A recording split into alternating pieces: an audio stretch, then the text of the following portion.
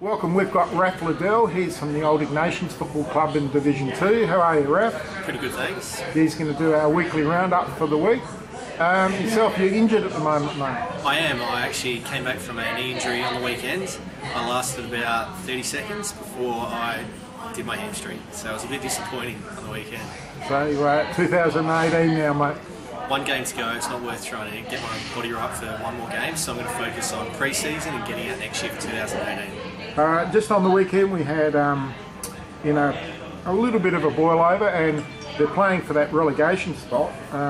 Scotch Collegians 13-10-88. They defeated Pembroke 11-14-80. So going into the last game, there's three sides that can be relegated, and one can save themselves. Certainly, so that's the last thing we want, is to be relegated, and that's something I'm probably not used to coming from the Raphael, where we didn't have the relegation. So I can see that at one point, Old Ignatians, we were actually facing relegation after losing quite a number of games in a row.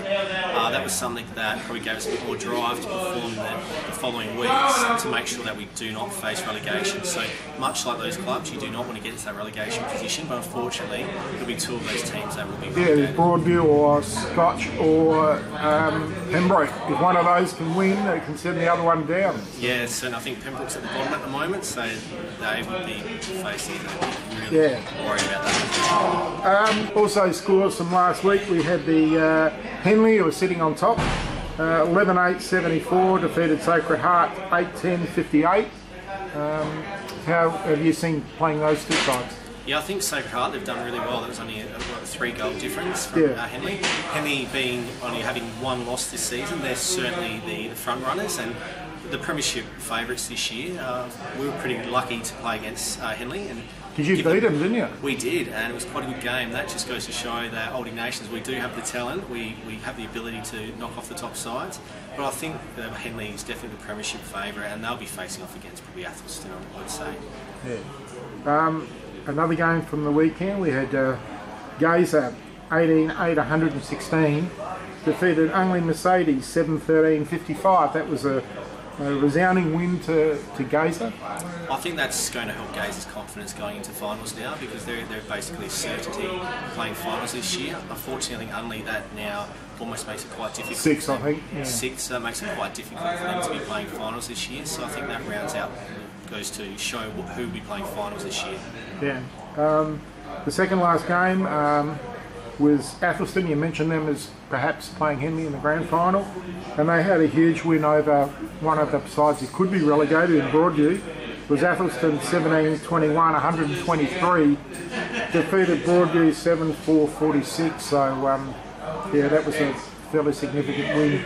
Yeah, I think Athelston, that's probably a good confidence boost going into finals, because they'll be looking at trying to knock off the top side Henley if they do face Henley in the grand final.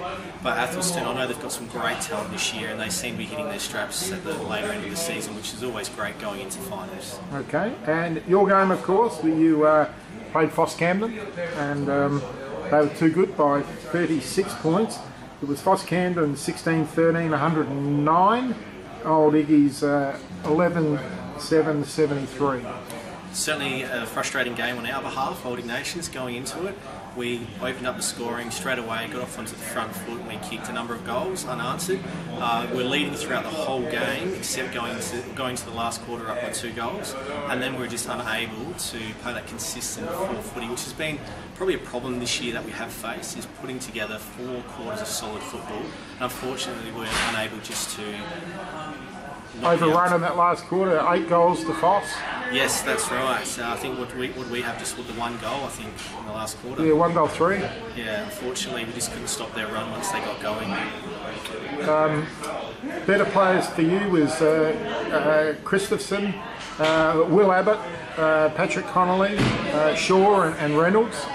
Kieran Reynolds was an absolute leader in the middle throughout the game. He was putting his body on line, he was finding the ball, reading the play well, and of course Will Abbott was also a standout player. Will Abbott being our captain, he did really well, leading from the front all day. And Patrick Connolly up forward, was he? Yeah, Pat, he did really well. So Pat has been in and out of the A-grade side throughout the year, but I think he finished with about 4 goals for the 3. Finished with 3 goals for the game. He scored them in the first half, which really set the tone for the rest of the team. Yeah, and Christensen, where does he play, up forward? He plays a bit of a wing attacking position, and yeah, he was able to really find the ball throughout the day, and his contested possessions, the one-on-one possessions that he's winning throughout the day, really stood out his performance for us. Yeah, kicked 3 goals as well, so must have played pretty well. So Did very good well. effort. And this week, you're probably thinking it's Athelston who are going to play Henley in the grand final. Who else do you think could perhaps play Henley, and if anyone? If anyone, Foss Camden, they're a very solid outfit as well. Unfortunately, on the weekend, they showed probably some poor signs to start off with, but they showed that their resilience by coming back against us towards the end. 8 goals in the final quarter is a big quarter. It's a good finish off, and I think the coach just really put forth a message for them to now step up, because we want to go with consistent football going to finals. So I think Athelston, Foss Camden will be battling out that number 2 position to be playing Henley in the grand final. All right, just this week's game team. Broadview and Foss at Broadview. Who would you think would win that? I'd be very confident saying Foss should get on top of Broadview. Henley and Gazer at Henley Oval. This would be a good test for Gazer going into finals, but I think Henley quite confidently should win anywhere from 6 goals. That'd be my tip. Only Mercedes Jets host Old Scotch, or Scotch Old Collegians. That'd be a good classic. That's at Kingswood. At Kingswood?